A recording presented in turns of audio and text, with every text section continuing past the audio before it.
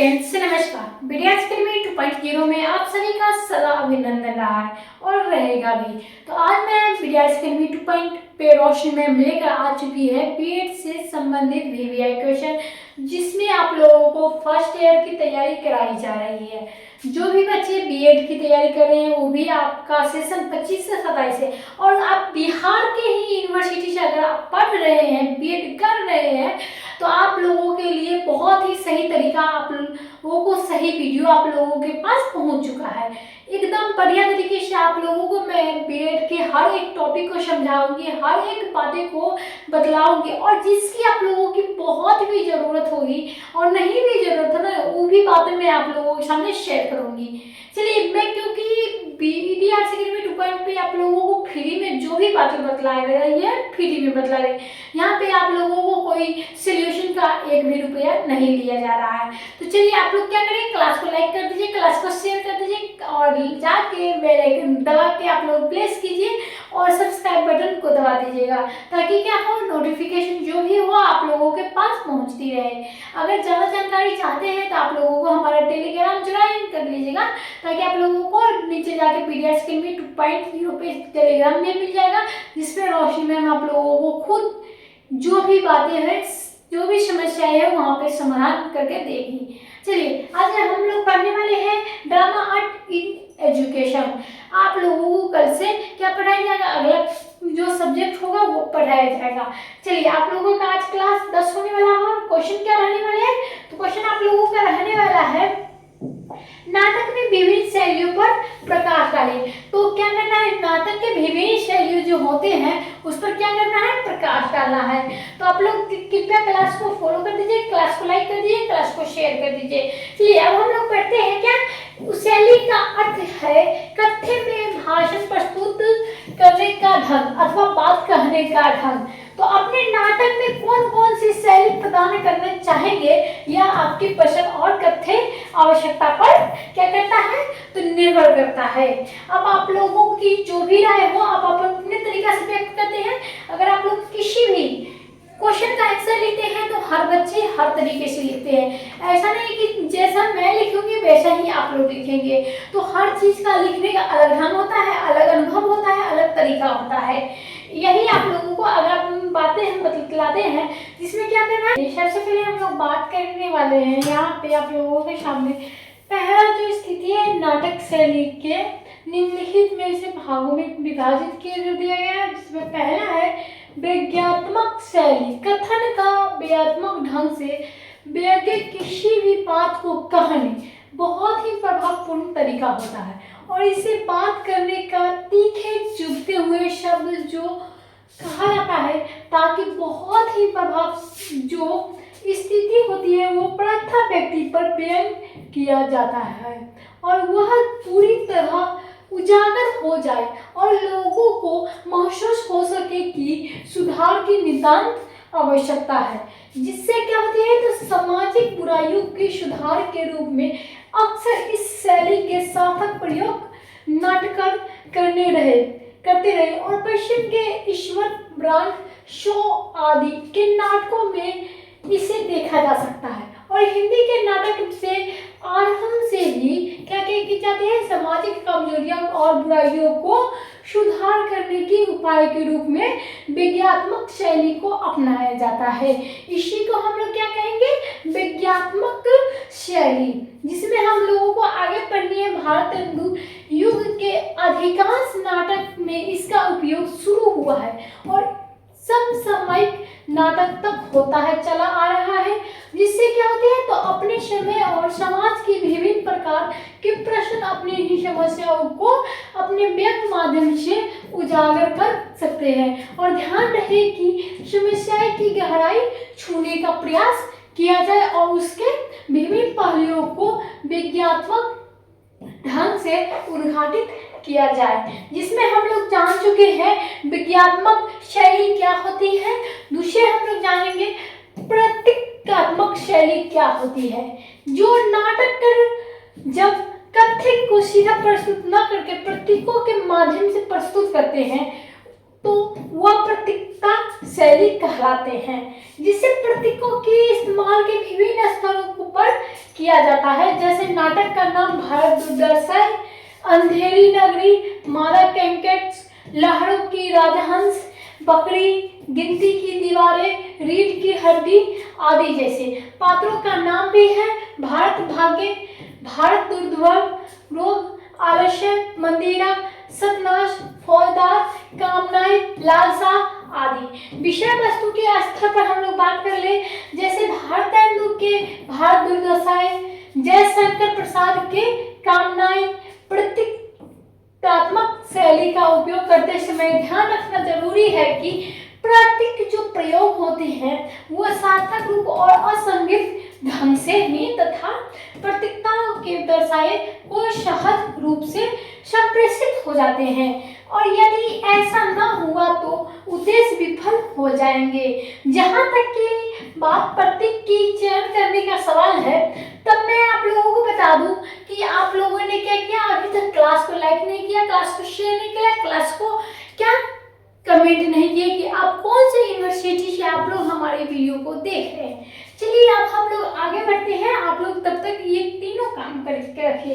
तो जीवन में किसी भी क्षेत्र से चुने जा सकते हैं, प्रकृति, पशु पक्षी, मानवीय मनोभाव, ऐतिहासिक, पौराणिक पाठ आदि क्या होते हैं। तो ये हमारा प्रतीकात्मक जो शैली होती है वो होती है। अब हम लोग थोड़ा आगे चलेंगे जिसमें हमें कुछ महत्वपूर्ण बातों को जानने की आवश्यकता पड़ेगी।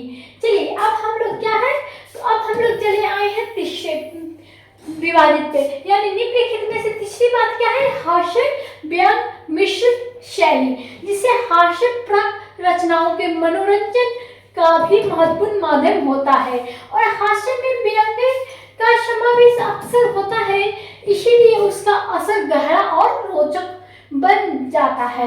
और यह व्यंग अपने ही कटु तीखे रूप से न प्रस्तुत करके हल्के फुल्के ढंग से प्रस्तुत किया जाता है, जैसे कि बड़ी बड़ी बातें बहुत साधारण लहजे में भी कह दी जाती है। आप लोग जानते ही हैं कि अगर मैं आप लोगों को पूरी तरह से ऐसे बताती हूँ तो आप लोगों को नहीं समझ में आए, लेकिन ऐसा कोई उदाहरण दे दूँ, ट्रिक दे दूँ, तो आप लोगों के दिमाग में क्या होगा, आप लोगों के दिमाग में तुरंत ही बैठ जाएगा ये बातें। तो इसी प्रकार क्या होती है, तो हास्य व्यंग मिश्रित शैली होती है, इसी को हम लोग कहते हैं। तो आज हम लोग चलते हैं, विशेषताएं होती है कि सुनने वाला समझ भी जाता है और उस बात को बुरा भी नहीं मानता है, क्योंकि उसे ऐसा नहीं लगता है कि पहाड़ उसी पर किया जा रहा है। और भारतेंदु के अंधेरी नगरी नाटकों को लेकर इस नाटक में राज्य व्यवस्था और व्यंग करते हुए राजा का संपूर्ण प्रसंग हास्य व्यापक ढंग से प्रस्तुत किया जाता है। उसकी मूर्खता और क्षमताओं सनक की चरण में सीमा पर बड़े ही कौशल के साथ उभारी गई है, जिससे अंधेरी गदरीपूर्ण न्याय के नाम से राजा का सिर फांसी पर चढ़ा जाता है। क्या है, तो एक उदाहरण यहाँ पे आप लोगों को दिया गया है, आप लोग उदाहरण के जरिए समझने की कोशिश कीजिएगा और मैं उसमें आप लोगों को मदद करूंगी, जिससे आप लोगों को समझने में कोई भी कठिनाई नहीं होगी। तो चलिए हम लोग चलते हैं और जानते हैं एक उदाहरण के माध्यम से कि ये हास्य व्यंग मिश्रित शैली होती क्या है, जिसमें पहला जो है राजा और सिपाही, महंत, मंत्र और गोदाम और कोतवाल की बात चल रही है। सबसे पहले क्या है, राजा। राजा यह क्या गोलमाल है, क्या यह क्वेश्चन पूछ रहा है, राजा यह क्या गोलमाल है। सिपाही बोलते हैं महाराज। चेला कहता है कि मैं फांसी चढ़ूंगा। गुरु कहता है मैं चढ़ूंगा। तो कुछ मालूम नहीं पड़ता है कि क्या बात है। राजा ने फिर से गुरु से कहा, बाबा जी बोलो काहे का आप फांसी चढ़ना चाहते हो। तो महंत ने कहा कि राजा इस समय ऐसा साहित्य है कि जो मरेगा सीधा बैकुंठ जाएगा। क्या होता है, तो जो मरेगा वो बैकुंठ जाएगा सीधे। तो आप लोग ये कहानी आप लोग सुने होंगे, आप लोग इस तरीके की कहानी बचपन में किसी के माध्यम से, किताब से माध्यम से, मोबाइल के माध्यम से, या अपने दादा दादी के माध्यम से, या माता पिता के माध्यम से सुने होंगे। चलिए आगे क्या है, तो मंत्र कहते हैं क्या, तब तो हम फांसी चढ़ेंगे। क्या होता है, तो इसे उकसाया जा रहा है, फांसी न चढ़ने के लिए क्या उकसाया जा रहा है। तो गोदा क्या हमको तो हुकुम है। अगला क्या है, कोतवाल। तो कोतवाल क्या है, हम लखेंगे हमारे सबक तो दिए बाद गिरी है। तो आगे आप क्या जानते हैं, आगे भी आप लोगों को बतलाए जाएंगे। चलिए आगे क्या है, तो राजा कहते चुप रहो, सब लोग राजा के होते और कौन बैकुंठ जाएगा। देखिए यहाँ पे बात को समझने की कोशिश कीजिए। क्या राजा क्या कहते हैं, चुप रहो सभी लोग, राजा के होते हुए कौन बैकुंठ जाएगा, जा सकता है, तो हमको फांसी चढ़ाओ, जल्दी चढ़ाओ। तो महंत कहते हैं जहां न धर्म न बुद्धि, क्या कहते हैं महंत, जहां न धर्म न बुद्धि नहीं, नीति न सुजान समाज, ते ऐसा ही उपीन नशे जे चढ़े चौपट राज। क्या, तो महंतों की तरह ये जो दो लाइन बोले गए वो दोहे बोले गए, जिससे आप लोगों को अच्छी तरह से समझ में आ गया होगा कि आखिर ये महंत जो है क्यों कहते थे कि हमें फांसी चढ़ा दो, तो हमें फांसी चढ़ा दो। अगला जो है पॉइंट, जिसमें हमें तर्क वितर्क विश्लेषण शैली पढ़नी है। क्या पढ़नी है, तर्क वितर्क विश्लेषण शैली पढ़नी है। तर्क वितर्क विश्लेषण शैली का प्रयोग किसी भी खास विषय को लेकर उस पर बहस के रूप में किया जाता है।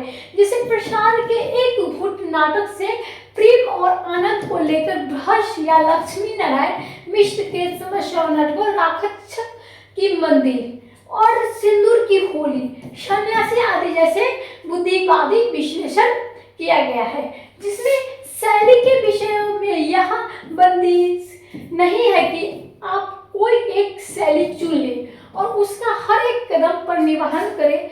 आप अपने नाटकों के आवर्तनापूर्ण कई शैलियों के इस्तेमाल कर सकते हैं, जिसे आवश्यकता है कि आप जहां जिस शैली में इस्तेमाल करें वह विषय का प्रसंग हो और उसका समुचित ढंग से निवारण हो सके। तो ये जो आप लोगों की बातें जो मैं उदाहरण के तौर पे समझाई थी वो कैसा लगा है जरूर बताइएगा कमेंट बॉक्स में। तब तक हम लोग क्या करेंगे, आप लोग अपना फीडबैक क्लास के लास्ट में जरूर ही दीजिएगा। चलिए पहला पॉइंट क्या है, मनोवैज्ञानिक शैली। मनोवैज्ञानिक शैली आखिर होती क्या है, तो मानवीय रूप के गहराइयों को खोजने और उद्घाटित करने के लिए मनोवैज्ञानिक शैली का इस्तेमाल किया जाता है, जिससे बाह्य कार्यकलाप के घात के प्रतिघातों की मनुष्य के अंतर्मन और होने वाली प्रतिक्रियाओं के इसके माध्यम से व्यक्त होती है। वैसे तो सभी रचनाएं मानवीय ढंग से गहराई के छूने का प्रयास किया जाता है, लेकिन मनोवैज्ञानिक शैली इसे विशिष्ट ढंग से उद्घाटित करती है। जैसे कि जगदीश चंद्र माथुर के एकांकी मकड़ी की जाला है, या भुवनेश्वर की एकांकी उत्सव, या लक्ष्मी नारायण लाल की माला कैंटक्स में। यानी देखना है कि यहाँ पे शैली के विषय वस्तु में तालमेल होना और नितांत आवश्यकता, यानी आपको यह ध्यान देना है कि विषय अपने चुनना है और उसकी अभिव्यक्ति के लिए कौन सी शैली उपयुक्त होगी। और अत्यधिक गंभीर विषयों के लिए हास्यप्रद शैली और अथवा हल्के फुल्के विषयों के लिए गंभीर विवेचनाप्रद शैली का उपयुक्त नहीं होती है, और व्यंग्य दोनों तरह से किया जा सकता है। और हास्यप्रद ढंग से ही शैली में, लेकिन यहाँ पे चुनाव का विषय नुकल होना चाहिए। लेकिन क्या कहते हैं, शैली की संबंध पात्रों में मनादेशों से भी होता है। उदाहरण के अनुसार अषाढ़ एक दिन और क्या अंबिका की संभाग काफी कटुस व्यापक होती है, जबकि मल्लिका के श्वानों में प्रेम की त्याग का उष्मा ही ऋषि और विलोम शब्द में आत्मसीमित स्वार्थ के लिए धूर्ता करती है।